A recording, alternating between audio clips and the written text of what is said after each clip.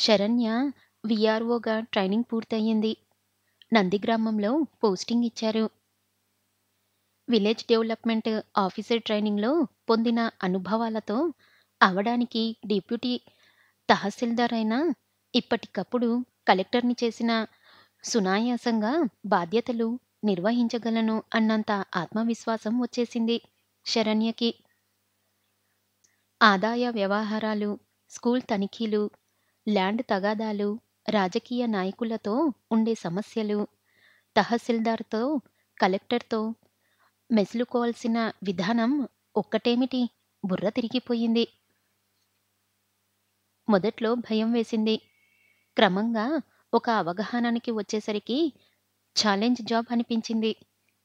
తను న్యాయం చేయగలదా?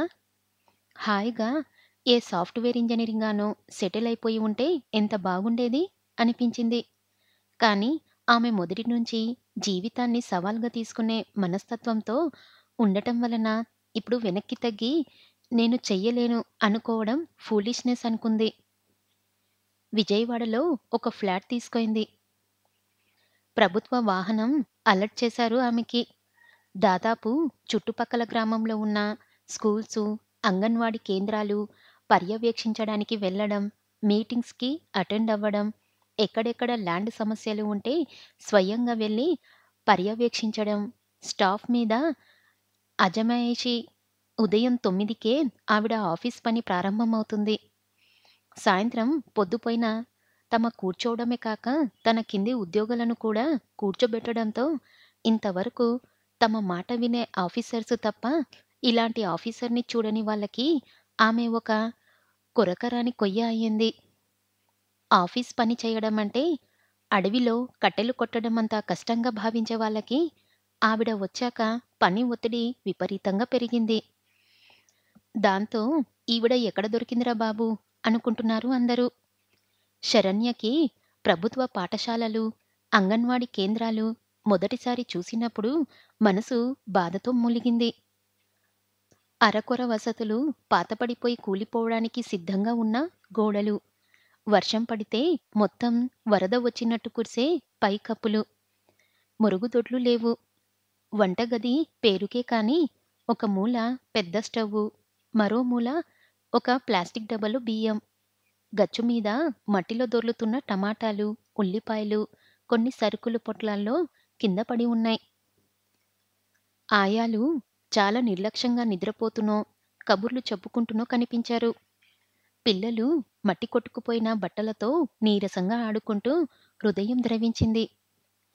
పసివాళ్ళు, నోర్లేని వాళ్ళు తమకు జరుగుతున్న అన్యాయాన్ని ప్రశ్నించలేరనే కదా ఈ నిర్లక్ష్యం.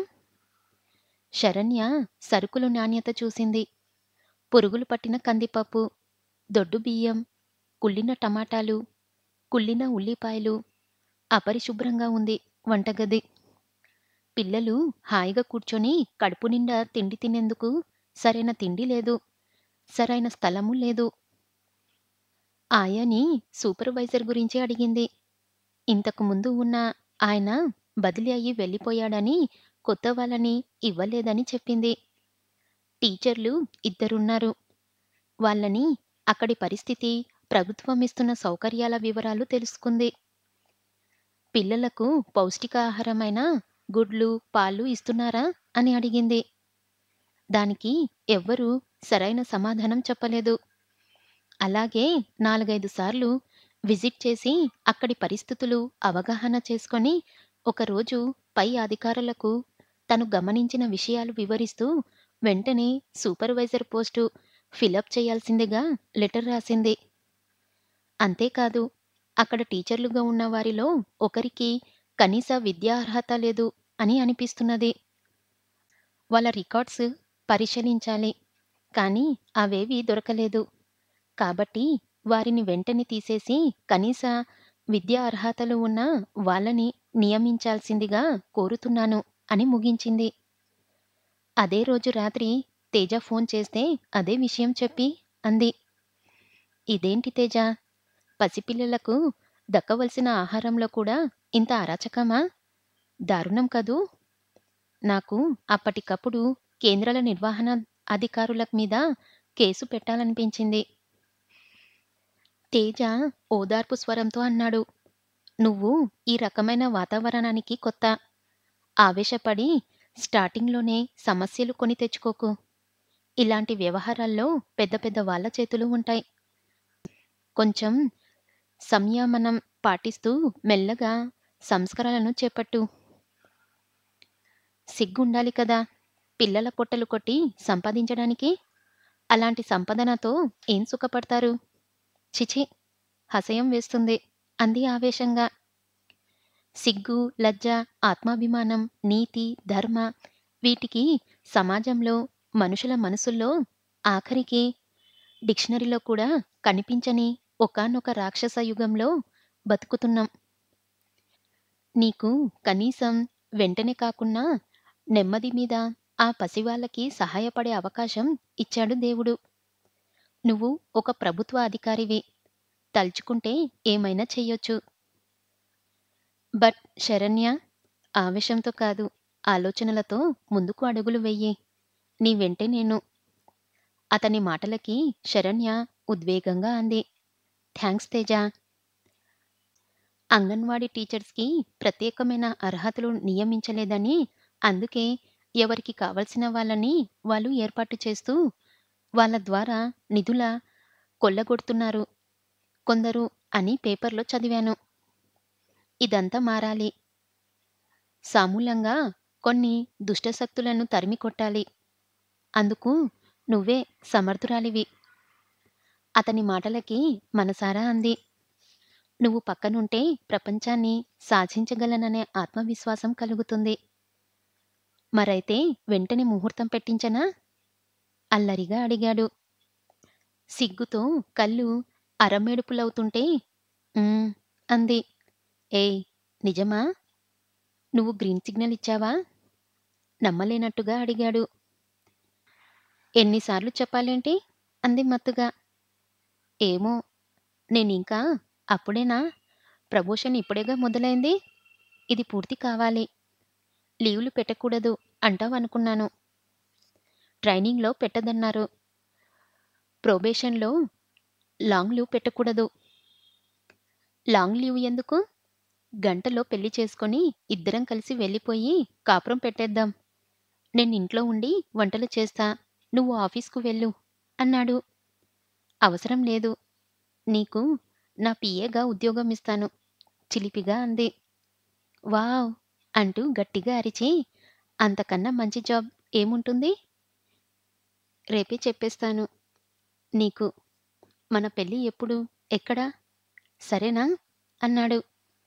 శరణ్యకి తేజస్వరమే గిలిగింతలు పెట్టినట్టు అయ్యి ఫోన్ డిస్కనెక్ట్ చేసి వెల్లకిలా మంచం మీద వాలిపోయి తియ్యటి ఊహల్లో తేలిపోసాగింది.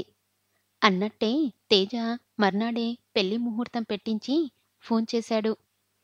అలా చేస్తాడని, తన మాటలు అంత సీరియస్‌గా తీసుకుంటాడని ఊహించని శరణ్య ఆశ్చర్యంగా అంది. అదేంటి ఇంత తొందరగా? ఎలా కుదిరింది ముహూర్తం? మీ పేరెంట్స్ నిజంగా ఒప్పుకున్నారా? ఎందుకు ఒప్పుకోరు? కాబోయే కలెక్టరు కోడలవుతుందంటే ఓకే. ఓకే. Get ready. ఒకసారి వీకెండ్ హైదరాబాద్ వచ్చెయ్. షాపింగ్ చెయ్యాలి. బాగుంది. లేడికి లేచిందే పరుగా? మా పేరెంట్స్‌కి చెప్పొద్దా? అంది. అవన్నీ వాళ్ళు చూసుకుంటారు.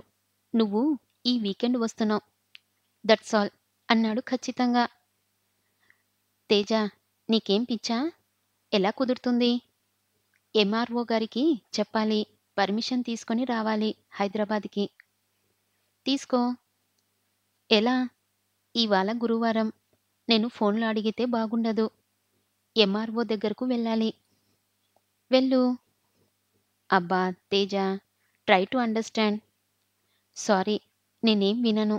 నువ్వు వస్తున్నావు అంతే అంటూ ఫోన్ డిస్కనెక్ట్ చేశాడు. ఓ గాడ్! తేజ అనుకుంది శరణ్య. ఎలా ఇప్పుడు? ఎంఆర్‌ఓ ఏమంటాడో? వీకెండ్ అంటే శని, ఆదివారం అవ్వడానికి తను చేస్తున్నది కార్పొరేట్ కంపెనీనా? ప్రభుత్వ అధికారి అంటే 24 గంటలు తనది కాదు. ఎటు కదలాలి అన్నా అధికారుల అనుమతి ఉండాలి. శరణ్యకి ఏమీ పాలుపోలేదు.